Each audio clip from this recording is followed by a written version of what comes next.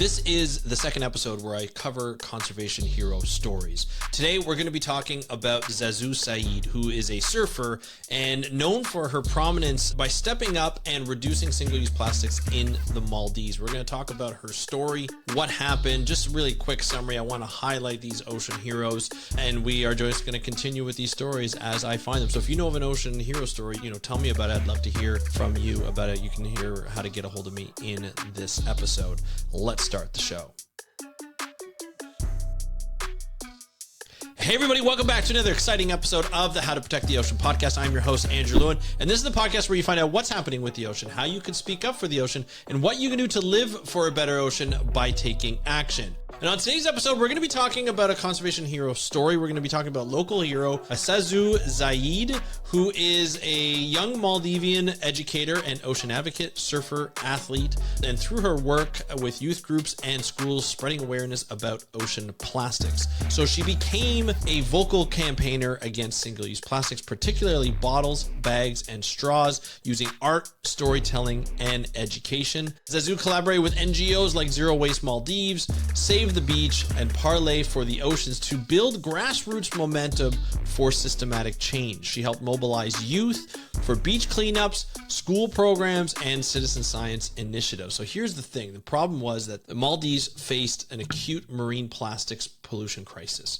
As a small island developing state, a SIDS, the Maldives relies heavily on imports, most of which are wrapped or shipped in plastic, so including food and so forth. And it can be quite a problem when you get rid of that. You have to figure out what to do with that. Despite its global image as a pristine island paradise, plastic waste rushes up daily on its shores and smothers nearby coral reefs. In 2018, the Maldives was ranked the top per capita plastic polluters globally. So the impact was marine life such as sea turtles, manta rays, and reef fish regularly ingest or become entangled in these plastics. From waste management in that area, in that country, is difficult due to limited area because they are small islands, a series of small islands. So much of the plastic waste is burned or dumped. So dumped where? Dumped in the ocean.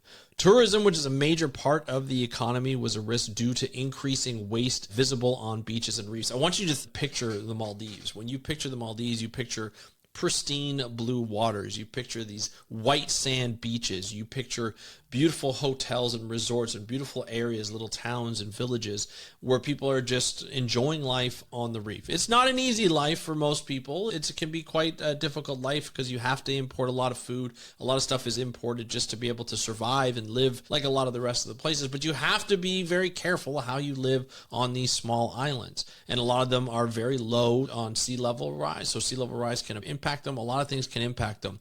Now, marine plastics, a huge problem. It's a huge problem everywhere, not necessarily from the Maldives, although, like I said, a lot of imports wrapped in a lot of plastic that can make it even worse. But, they get other plastics that come in, other debris that comes in from currents from other countries and so forth. It can be terrible. So you need somebody to step up. You need somebody to do conservation. Zazou Saeed did that, and she stepped up and she did a lot of stuff. So the conservation action that came from, being vocal campaigner through art, storytelling, and education, and collaborating with NGOs like Zero Waste Maldives, Save the Beach, and Parley for the Oceans, helped get more conservation action. So some of the conservation action was the ban. They needed to ban single-use plastic. So in 2020, the Maldivian president, Ibrahim Mohammed Solih, announced a phased ban on 12 single-use plastic items, including plastic straws, cutlery, plates, and cups, PET beverage bottles, so PET beverage bottles under 500 mils,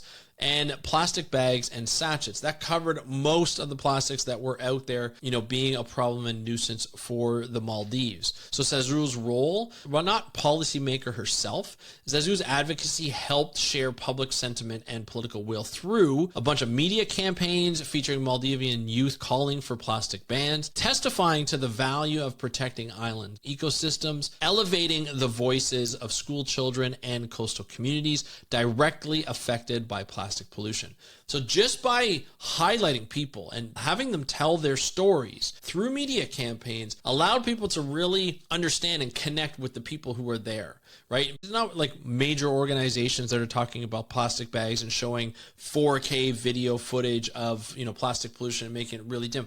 What they did is they got youth, they got people who want to use their voice to talk about how the plastic pollution affects them and their enjoyment of life in and around the Maldives, which is, supposed to be a paradise. And when it's not a paradise and people live there, you don't want to see that. You want to make sure that that can get rid of. So by elevating these voices of youth, of adults, of school children and coastal communities that are directly affected by plastic pollution, it allows people to really connect. It allows even policymakers and regulators to be like, this has got to stop.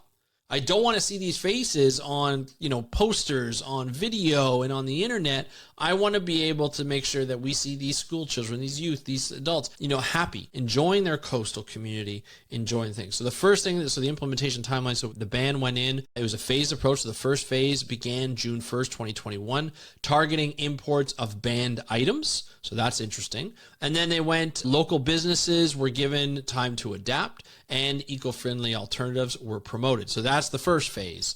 And so why it works. So local ownership played a role. So advocacy was driven by the Maldivians, especially youth leaders like Saazou, giving the campaign legitimacy and cultural relevance, and also the government receptiveness. So the Maldivian government responded to the growing local and international pressure to protect its natural resources and tourism industries. They actually just bought into it. They're like, okay, there's enough pressure here. We have to listen to our people. Or, one, we're not going to get reelected, but this is what the people want. This is something that we can do, so we're going to do that. Using education as a tool, Saazou and partners focused on educating students and communities, fostering a generation-wide cultural shift. So going from wasteful behavior to non-wasteful behavior, having that generation come up, it takes some time, it takes years to happen, but that's a long-term solution, and that's a best solution that will really pay it forward. So strategic partnerships also help. So collaborations with NGOs, media, and schools scale the message and provided alternatives. You need to have partners, you need to have collaborators. Too often, we have organizations and we have people who try and do it on their own. You cannot do conservation on their own. You can lead from one single person like Zazou Saeed, but it's not always the case. It's not always what you need to do, and it may not get you over the hump. You need people. You need to collaborate with people who have audiences, right? And I think that's really important. So let's just look at some of the impacts that we had so far. So there's been increased public awareness. So more schools have now waste sorting programs, which is great. And sustainable living has gained traction. So more people are trying to be sustainable. It's like the quote unquote cool thing to do. There's a policy shift. So the plastic ban set a precedent in the Indian Ocean region, inspiring other small island developing states and coastal nations. Once people see that it can be done, it'll transform the policy around different areas and it'll travel. And I think that's really important to see. Youth empowerment is really important as well. Saazou's visibility helped inspire a wave of young ocean advocates across the Maldives. When you have people who lead that look like you will want to follow, you will be inspired to do what they are doing. And I think that's an important point to ram home. Sometimes it's hard to lead. Oftentimes it's hard to lead. Sometimes you don't have the path ahead of you. It's not written for you, and you have to forge your own path. But as ocean heroes, they tend to do that on their own. It's just a natural thing that they tend to do. Sometimes it's not as natural, and you have to do it yourself, and you have to force yourself to do it. There's always sticking points. There's always challenges. But you can do it if you stand up and you become an inspiration to the community around you. And that's what's happening in the Maldives. So some of the challenges, it goes without challenges. It never goes without challenges. Enforcement, so monitoring plastic imports across hundreds of islands is really difficult. So that's one of the challenges. Alternative access. So not all islands have easy access to sustainable products, particularly outer atolls. So it's a geographic separation. A geographic location can make a change. And then, of course, behavioral change always takes time. So it's a long-term change, requires continued education and incentives for both locals and tourists. That takes time. Behavioral change, nobody likes to change. Behavioral change takes time. If anybody's been on a diet or wants to lose weight, you know that it requires a behavioral change. I'm going through that right now. And behavioral change is difficult, but it can be done. So now looking at like the legacy and the future. So Zazou Saeed is now part of an international youth conservation networks where she is sharing her story at global climate and ocean forums. So now she's inspiring not only people in the Maldives, but other places. Her work is featured in the UNESCO reports and youth-led conservation case studies. The Maldives continues to build on the policy, now exploring circular economy approaches and marine litter tracking systems. So this is great. To have a story like this, I feel like is inspiring. It's a different area. There's small island atolls. There's a lot of challenges that face a small island, especially a small island developing state. They have a lot of tourism where you have people come in and some, let's be honest, some tourists don't care about the island that they're visiting after they finish visiting. It's just they've checked the item off their bucket list.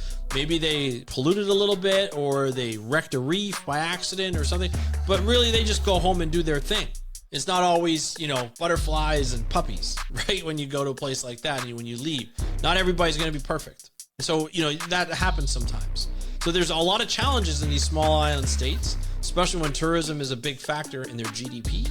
And having people like Saazou, having people that she inspires, having governments that buy in because there's enough people that are talking, and there's enough people that are standing up and saying, hey, we don't want this plastic pollution, you get results. Plus, you get a chance to inspire others. We have a lot of these types of stories from local heroes. And, we talked about the orcas and the industry-led orca whale watching fleet in the US last episode. Now we're talking about an individual, Zazou Saeed, from a small and developing states, just essentially hitting challenge after challenge after challenge and overcoming those challenges.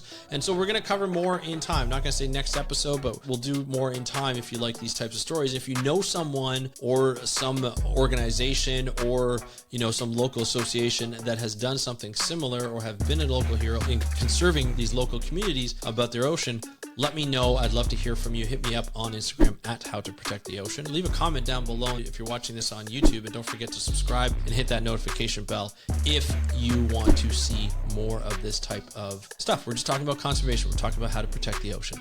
I want to thank you so much for joining me on today's episode of the How to Protect the Ocean podcast. I'm your host, Andrew Lewin, from the True North Strong and Free. Have a great day. We'll talk to you next time, and happy conservation.